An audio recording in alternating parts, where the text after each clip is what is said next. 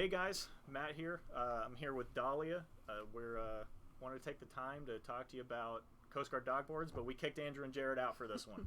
So, Dahlia, we've sold these Coast Guard dock boards on the website for years. I mean, the time I've been here, the last 6 years or so, we've always had them available. Let's talk a little bit about who needs a Coast Guard dock board. When does it become time for you to consider a Coast Guard dock board, or what kind of vessels really need it? So one of the things I know that a lot of people, or one of the requirements, most vessels over 5 net tons require a Coast Guard documentation, or can qualify for a Coast Guard documentation. They don't necessarily have to have it. So when does it become beneficial for somebody to actually get a Coast Guard documentation or Coast Guard registration for their vessel? Right. A recreational boat owner that is traveling nationally or internationally should consider getting a Coast Guard dock board for just the ease. Okay. They're traveling in a certain coastal area for an extended period of time, and this just offers a solution for that versus a state registration. Gotcha. So when you're traveling, what I'm picturing, my mom's looked at trawlers for a long time, and she's considered doing the Great Loop. So I'm picturing, a large 35 to 50 foot boat or vessel, obviously over 5 net tons of cargo space available in the hull. So it qualifies for Coast Guard registration. If she's going to do the loop like she wanted to, she probably should look into this to help alleviate her from any type of state registration she'd be required to have if she had an extended stay in a particular state. Right. So that makes perfect sense. Yeah. So one of the other benefits would be internationally, right? So if you were traveling internationally, any foreign waters, right. It benefits you. And that's 5 net tons carrying cargo. Right. And that's basically any boat that's 25 feet or larger. Yeah, it starts to apply to boats that are 25 feet or up, right? And that's not to be confused with the actual weight of the boat. It's really a measurement of the volume of the cargo carrying space in the hull of the boat. So that's one of the biggest, confusions about how net tonnage is measured for a vessel who's looking to get a Coast Guard documentation. Right. So, what about the Coast Guard dock boards that we have here is beneficial for one of our customers? Well, I mean, the clear benefit is the material. It's a ColorCore starboard. It has it's white, black, white. It's not going to delaminate. It has a matte finish on both sides. It's not going to rot, rust. Right, so it's like our typical starboard products, everything that everybody's come to be familiar with. The only difference is it looks like King they manufacture the core of the material to be a different color. And what's the process that they call it that they make this with? The process when they extrude the ColorCore starboard is called polyfusion. Okay, it's so a form of thermoplastic welding. Okay, and what they're doing is they're taking like 3 different pieces and putting them together and fusing them throughout the sheet of the material. Exactly. Right? Yeah, it's a ColorCore with a white cap on either side. Gotcha. So really no different than just the standard King starboard that everybody's come in contact with. Just allows us to do the engraving so that you have contrasting colors. So let's talk a little bit about where these need to go. These dock boards, they need to be permanently affixed. Meaning that at installation you're going to want to rivet them, use riveting with a sealant, just so that it's not easily removed. So I think the Coast Guard requires that it's permanently affixed, right? And what's the way they word it, from what some of our research has shown, they say that what they consider permanently affixed is if somebody were to try and attempt to remove it, it would leave some sort of damage or scarring to the surrounding hull area where this is attached, right? So and the area where it needs to be attached is a integral interior part of the boat. Okay, inside the boat, not outside. Interior, yes. Gotcha. So inside the boat and to a structural portion of the boat, right? An integral part of the boat, yeah. Gotcha.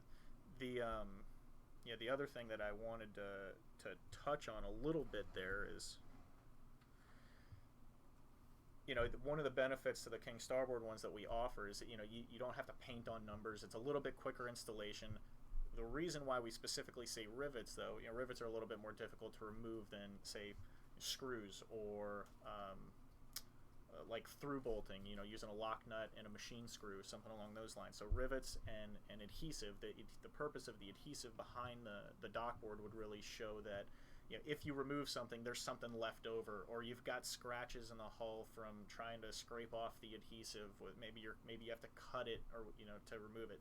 The purpose of that is just so if the Coast Guard were to ever inspect the vessel, they would be able to identify if there was ever any time that a documentation number or board had been removed or modified. Yeah. Right. And definitely cannot be easily removed. Mm-hmm. So what else you got here? Your Coast Guard registration is good for the life of the boat. Right. Okay. Yeah. So you register it, and that registration stays with the boat for the life of the boat. You don't file a registration and change the number. Right. Mm-mm. There are different ways that you can get in touch with the Coast Guard and change the name of the vessel or the port of call, which is requires all sorts of documentation that we can get into. But one of the things I do want to do is take you over here and show you on the website where you can find the dock board. So I'm going to jump over here real quick and pull this up. You'll find the dock boards under our parts section and right here under documentation boards. So as you can see on the website, we've got a lot of the information that we've already talked about here, and you can find a lot of that information throughout these drop-down menus, as well as some additional links to find out, does your vessel qualify for registration? Does it, should you be considering it? Also, what other things are required for registering your vessel, right? So some of those things that I, know off the top of my head, if your boat is registered with the Coast Guard, you're required to display the name of the boat on the port and starboard bow, but you're also required to have it on the stern as well as the port of call on the stern of the boat. It needs to be visible in certain lettering and so let me talk one more little bit about the website and how you want to enter these dock board numbers if you ever were looking to get it right here off the website. You notice here the documentation board specifically states that it has to have the letters NO and a period at the beginning of the documentation number. All of our Coast Guard dock boards on the website automatically come with that. So when you're entering your dock board number, what you want to do is just put the number in the field. The NO is always going to be on any dock board that we produce, right? So, let's. Is there anything else that we got to cover on Coast Guard dock boards? Can you think of anything else? There, for these registration boards, there are standards, but when a customer goes on our website and places their order, all they need to do is just give us that ID. We know, the standard height, the standard font. Right. So what is the standard height for the letters and such? It's got to be at least 3 inches in height. So letters and numbers need to be 3 inches, and I think our dock boards they're 4.5 inches tall, and That's right. I think we 24 inches long. So it fits within all of those requirements for the Coast Guard. Yeah, it's got to be a standard font. I believe it's it's a bold Arabic font. Yes. So, and we take care of all of that. All we need is your ID, and we can get you a Coast Guard dock board. And we make plenty of these. Absolutely. Probably, I think we've sold hundreds, if not thousands, over the last 5 or 6 years. Yeah. So they're definitely popular items. Let's go over here and check and see if we have any comments. Looks like we got one from Sarah.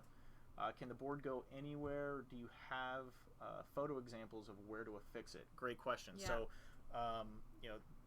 the dock boards, they do need to be mounted in a visible location in the interior of the boat to a structural portion of the boat, like a bulkhead or something along those lines. I know some people mount them in the engine rooms, typically to a bulkhead above the engine or such.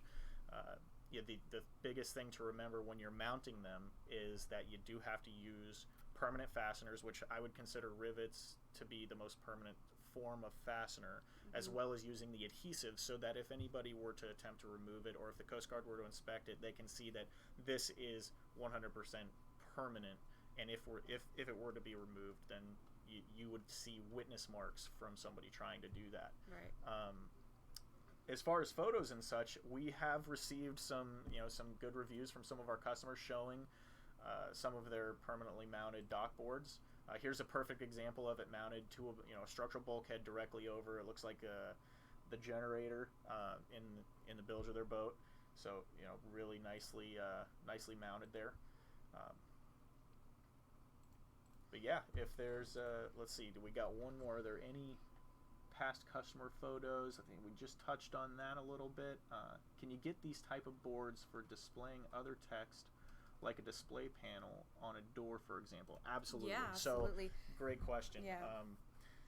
We have the ColorCore material, and we do dock boards. We've created a page for dock boards, but in addition to that, we could do all kinds of signage a variety with this of material. types of signage, and there's different colors of the material available. So we do get a lot of requests for that, for the custom signage. Absolutely. So what I can think of off the top of my head might be, boarding signs for boarding ladders, or don't no shoes on the boat, or something like that, right? Or maybe like a dock slip number.